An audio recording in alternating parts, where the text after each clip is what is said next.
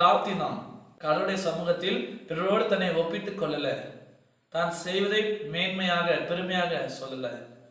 ஆனால் அந்த பரிசேயன் தற்பெருமைகளை தான் செய்ததை மேன்மையாக சொன்னான். கடவுள் அதை ஏறெடுக்கவில்லை, அதை கேட்கவில்லை. மாறாக அந்த தாழ்மையான ஆயக்காரருடைய ஜெபத்தை கடவுள் கேட்டார், அவனை நீதிமானாக்கினார். இன்றைக்கு நம்முடைய ஜெப வாழ்வு எப்படி இருக்கிறது? ஆயக்காரனை போல தாழ்மையோடு கீழ்ப்படிதலோடு இருக்கிறதா, அல்லது பரிசேயனை போல மேன்மை உள்ளதாக தற்பெருமை நிறைந்ததாக இருக்கிறதா? எப்படி நம்முடைய ஜெப வாழ்வு இருக்கிறது? சற்று யோசித்து பார்ப்போம். பரிசேயனை போல அல்ல, ஆயக்காரனை போல நாம் தாழ்மையாக கீழ்ப்படிதலோடு கடவுள் கேட்கிற விதமாக நாம் ஜெபிப்போம். நம்முடைய ஜெபத்தை இயேசுவானவர் கேட்பார். நம்முடைய ஜெபத்திற்கு மறு உத்தரவு கொடுப்பார். அதான் இந்த இடத்துல நாம் பார்க்கிறோம், இயேசுவானவர் ஆயக்காரனுடைய ஜெபத்தை ஏற்றுக்கொண்டதை நாம் இங்கே பார்க்கிறோம். லூக்கா 18ஆம் அதிகாரம் 14வது வசனம் இப்படியாக சொல்கிறது, அவன் அல்ல, இவனே நீதிமானாக ஏற்றுக்கொள்ளப்பட்டவனாய் தன் வீட்டுக்கு திரும்பினான் என்று உங்களுக்கு சொல்லுகிறேன். தன்னைத்தான் உயர்த்துகிறவன் எவனும் தாழ்த்தப்படுவான், தன்னைத்தான் தாழ்த்துகிறவன் உயர்த்தப்படுவான் என்றார்.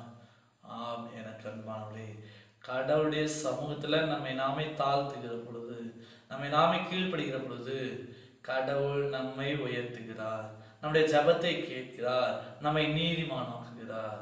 இந்த நம்பிக்கையின் வார்த்தைகள் கூட ஆயக்காரனை போல கடவுளுடைய சமூகத்துல தற்பெருமை கொள்ளாமல், நம்மை பற்றி மேன்மையாக எண்ணாமல், நம்மை நாமே தாழ்மையாக ஒப்பு கொடுப்போம். அந்த கீழ்ப்படிதலோடு நாம் ஜெபிப்போம்.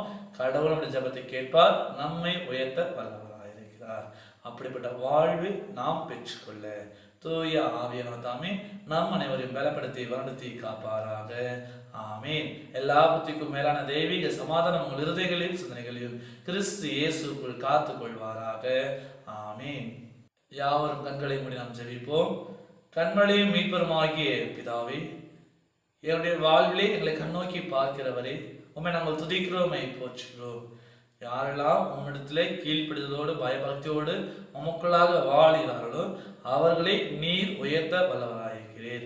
தன்னைத்தான் தாழ்த்துகிறவனை நீர் உயர்த்துகிறீர் என்ற வார்த்தையின்படியாக நாங்கள் கீழ்ப்படிதலோடு தாழ்மையோடு உம்முடைய சமூகத்துல முழங்கால் படிட்டு ஜெபிக்கிற அந்த ஜெப ஜீவியத்தை நீதாமே எங்களுக்கு கிருபையாய் கொடுக்க வேண்டும் கூட நாங்கள் ஜெபிக்கிறோம். அந்த கீழ்ப்படிதலோடு நாங்கள் வாழ்ந்து எல்லாவற்றிலும் நாங்கள் வெற்றி கொள்ள, எல்லாவற்றிலும் மேன்மை பெற்றுக்கொள்ள கர்த்தர் தாமே எங்களுக்கு உதவி